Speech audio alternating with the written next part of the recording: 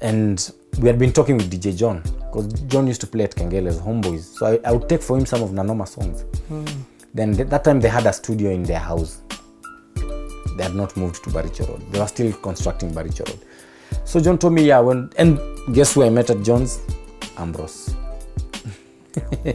Mandub. He was one now who was working there. Yes, because he had created the bounce. I remember Bamzigi. And that was way after. That's after. That's later. It's later, much later. We are still 2 years to that. Those are songs 2 years later. Okay. The song that Ambi did at that studio, I don't know if you remember a song by Tatarantan Kuna Oda Fundi Frank and that's old school. Let me see if I have that song. Fundi Frank and Zulu Crew. No, I don't have that song. I mean, I didn't do it. I thought the song was called Oda. Zulu Crew and Fundi Frank. So I met Ambrose recording that song at DJ John's house. The studio was at John's house. Yeah, so John told me, just keep in touch. We'll see if an opportunity comes. We're opening up a studio. We're expanding our brand. Because at this time, they were just DJs and they had that. Exactly. So they were operating from Mike's house and they had an office at the mall. And guess who was the admin? Kaleche Mumo. Yeah. Kaleche Mumo was the admin at Homeboyz. She was the chick who used to do the bookings, coordinate with Pete to take speakers. Yep. So now enter Homeboyz. How did now that connect? So happen? Now, so I'd been talking to John early 2003. So they told me that they were doing that Sprite thing, they're opening, they're expanding studios and everything. So I would go to the office at the mall, chill out with Kaleche, just vibe, meet Mike. So they told me when the opportunity comes, they let me know. But now, because I was in campus, the guy they hired first was Julian, a friend of mine. So Julian worked there, I think, for just a month. Then he got an opportunity to work at Citizen. Citizen Radio had just started. So he told Kina Mike, let me bring for you this guy. So when he mentioned my name, they're like, okay, fine, yeah, we know him. He had told us about us. So I went for an interview. Sat with Mike, sat with John. Of course, that time Kaleche had already left, so they had a new receptionist, Omosh. He would keep me there waiting for 3 hours, telling me, Mike Ayuko. Ay, Omosh. But we became so tight with Omosh. I miss that guy. Yeah, so one day Mike was there. So he told me, go and show us what you can do. So I went to the studios. Thank God for starting where I started. I knew what a mixer was. I knew what cabling was. I knew setting up a studio because I had the experience at Sing Sound. Because Sing Sound, there are no computers. It was ADATs and a mixer. So you had to know which cable goes where. So I showed Mike what I know, blah, blah, blah. A few tracks here. Then I got a job. And the first song we did was Bamzigi, Nataka Kudunda, Adi Uko. That was the first song we recorded at Homeboyz. Nataka nini Bamzigi, Homeboyz Productions, 2003. Bounce to this. Tingishaki you know. Bounce to this. Tingishaki you know. Bounce to this. Tingishaki you know. Bounce to this. One time for the beat. Nataka kudunda, dundadi, kona. Ifanye nitafute manze, moja ndo masi. Awe na burungo, tamu kaasa. Nataka kudunda, dundadi, kona. The first song with a Homeboyz Productions. So this is now after Bamzigi decided to go solo. Yeah, way after. 2003. Would you know the exact date? Yeah, 2000 October. I don't know the exact date, but I know for sure it was in October 2003. Because I remember the first job I started doing at Homeboyz, they had a contract with Nakumat to do the radio shows. And I joined Homeboyz September 2003. September 1st, 2003 is when I joined. So it had been like a month. Then now we did that song with Bamzigi. Because Bamzigi was brought by Alf. Alf was one of the partners at the company. So he was Alf's friend. So Alf told me that, hey, can you do a track for Bamzigi? So that was the first song we did. And that was in October 2003. Because I also remember we had campus had closed. Strathmore used to have very weird semester cycles. So I was at home. I was at home that time. So that was October 2003. That's when we did that song. Then the next artist who walked into those doors was AY. Nipe nikupe, raha tupate, tupate mambo madam toka kwangu. Nipe nikupe, raha tupate, tupate mambo madam toka kwangu. Nipe nikupe, raha tupate, tupate mambo madam toka kwangu. Come baby, come baby, come baby, come. From Tanzania. So that was towards December 2003. So we did Nipe Nikupe with Prezo, Inategemea na Mtu. Then the following year, now 2004, Homeboyz got the deal to do the Coca-Cola Popstars project. But before that project, I recorded TID, Watasema Sana. Wahenga walinena, chema vichwa pete, kwa vijembe nikasemwa, ili mradi unikose, si utani unanithamini, uko tayari tufe wote, kama ua ya chanua, na wenye wivu waji, watasema sana, watasema sana, kisha watanana, na kisha watanana.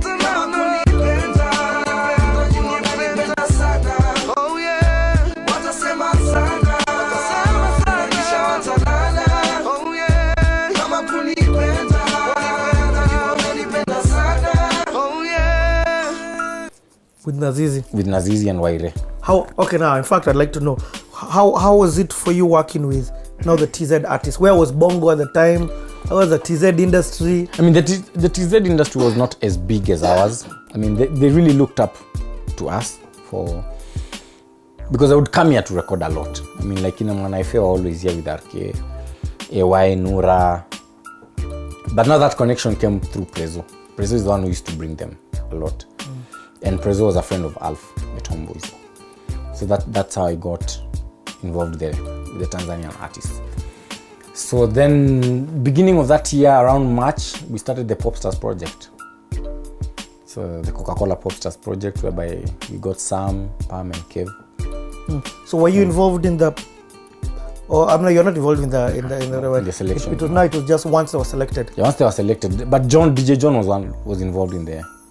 Who are some of the artists that didn't make it into the selection, into the final three? Monique, Jackson, Linda Motama. What? Yeah, all those, they were all born at that. That's Harris Kimani, but Harry had a name a bit, but he became even bigger after that project. Okay. So those are some of the guys who. And were you in charge of Eastern Africa? No, just Kenya. Just Kenya. Yeah. Okay. In Tanzania they had Master J, in Uganda they had Steve Jean. So we traveled to South Africa for 3 months. We did 4 songs. Then because there was a lot of stuff that was also going, they were being taught dance, they were being taught a lot of things. So recording was just one of the things that they were doing.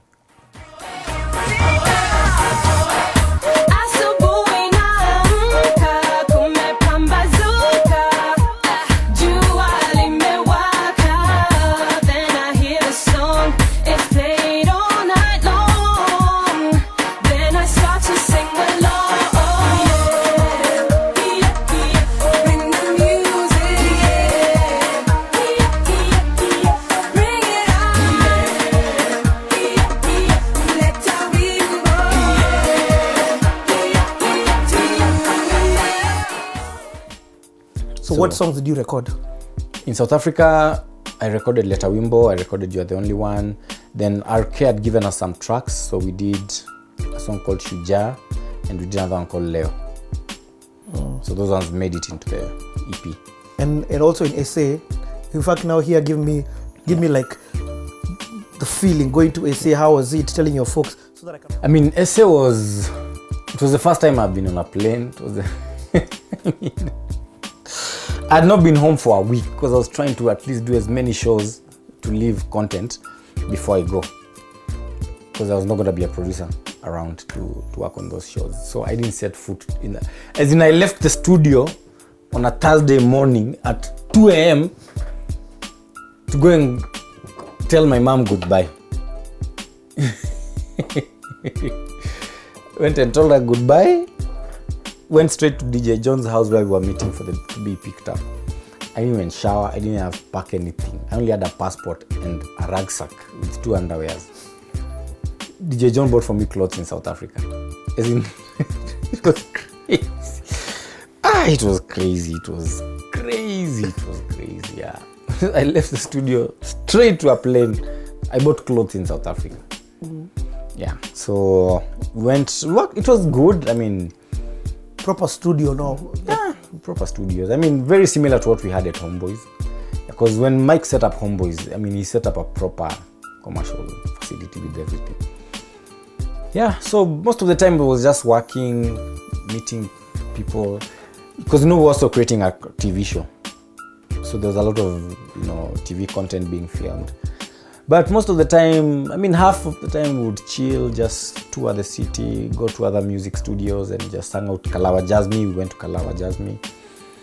DJ Cleo, when he was a hip hop producer, we hung out with him. Kalawa Jazmi, yeah, the home of Naokina Maforisa. Yeah, so it was a good time. Hang out with Zoibala of TKZ, he really took us around. Morgan, a guy called Morgan, who was Tyrese's manager. So they really showed us the South African music scene. I mean, we would go to Zwai's studio and spend some time there. Yeah, then we came back, we launched Sema, and we worked on an album for them. So we brought in Chris Adwar, RK was back, Clemo was back.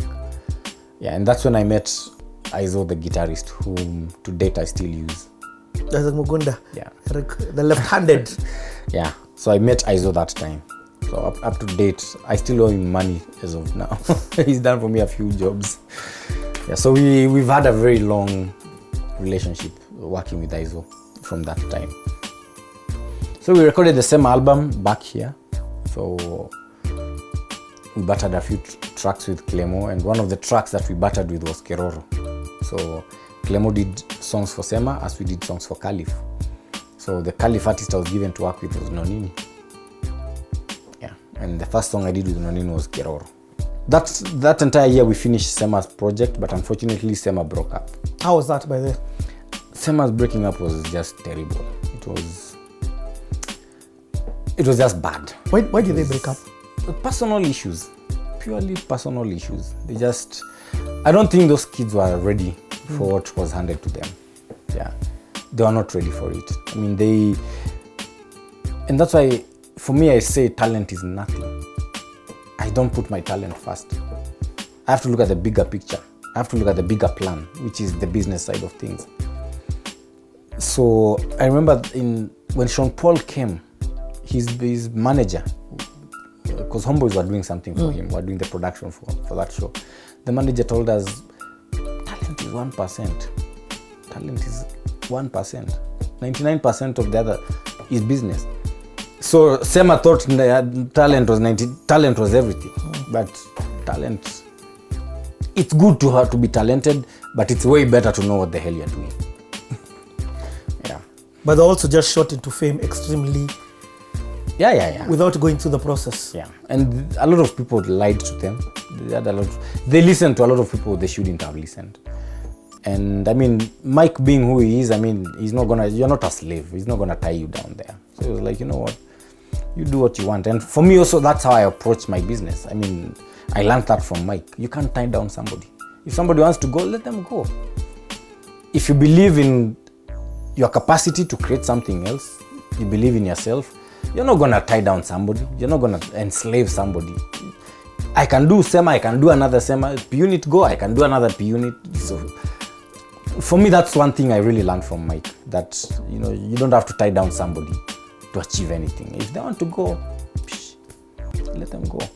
Even I left Homeboyz as a producer. The company is still going strong. 12 years later, it's never collapsed. So